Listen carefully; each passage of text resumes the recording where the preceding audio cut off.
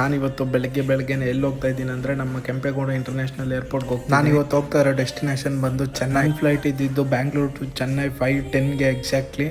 ನಾನು 2 ಅವರ್ಸ್ ಮುಂಚೆನೇ ಏರ್ಪೋರ್ಟ್ಗೆ ರೀಚ್ ಆಗಿದ್ದೆ. ನಾನು ಹೋಗ್ತಿರೋ ಫ್ಲೈಟ್ ಬಂದು ಟರ್ಮಿನಲ್ 2 ಇಂದ ಡಿಪಾರ್ಚರ್ ಆಗಿ. ನಾನು ಬಂದಿದ್ದ ತಕ್ಷಣ ಬೋರ್ಡಿಂಗ್ ಪಾಸ್ನ ಪ್ರಿಂಟ್ ತಗೊಂಡು ಮತ್ತೆ ಸೆಕ್ಯೂರಿಟಿ ಚೆಕಪ್ಗೆ ಹೋದೆ. ಮತ್ತೆ ಅಲ್ಲಿ ನೋಡ್ತಿದ್ರೆ ಫುಲ್ಲು ಗ್ರೀನರಿ. ಇದರಲ್ಲಿ ಕೆಲವೊಂದು ಆರ್ಟಿಫಿಷಿಯಲ್ ಇದೆ ಮತ್ತೆ ಕೆಲವೊಂದು ರಿಯಲ್ ಇದೆ.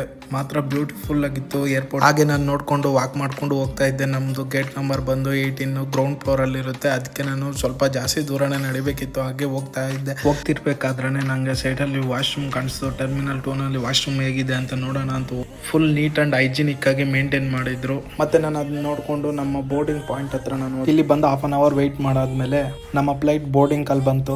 ಅಲ್ಲಿಂದ ನಾನು ನಮ್ಮ ಫ್ಲೈಟ್ ಪಾರ್ಕ್ ಮಾಡಿರೋ ಹತ್ರ ಬಂದಾದ್ಮೇಲೆ ನಮ್ಮ ಬೋರ್ಡಿಂಗ್ ಪಾಸ್ನ ತಗೊಂಡು ಕಲೆಕ್ಟ್ ಮಾಡಿಕೊಂಡು ಸ್ಕ್ಯಾನ್ ಮಾಡ್ತಾರೆ. ಸ್ಕ್ಯಾನ್ ಮಾಡಿಸ್ಕೊಂಡು ಫ್ಲೈಟ್ ಹತ್ತೋಕ್ಕೆ ಬಂದೆ. ಮತ್ತೆ ನಾನು ಫ್ಲೈಟಲ್ಲಿ ಏನೇನು ಮಾಡ್ತೀನಿ, ನೆಕ್ಸ್ಟ್ ಚೆನ್ನೈಯಲ್ಲಿ ಹೋಗಿ ಎಲ್ಲಿರ್ತೀನಿ ಅದೆಲ್ಲ ನೋಡ್ಬೇಕಂದ್ರೆ ಪಾರ್ಟ್ 2 ವಿಡಿಯೋ ಅಪ್ಲೋಡ್ ಮಾಡಿದ್ದೀನಿ ನೋಡಿ.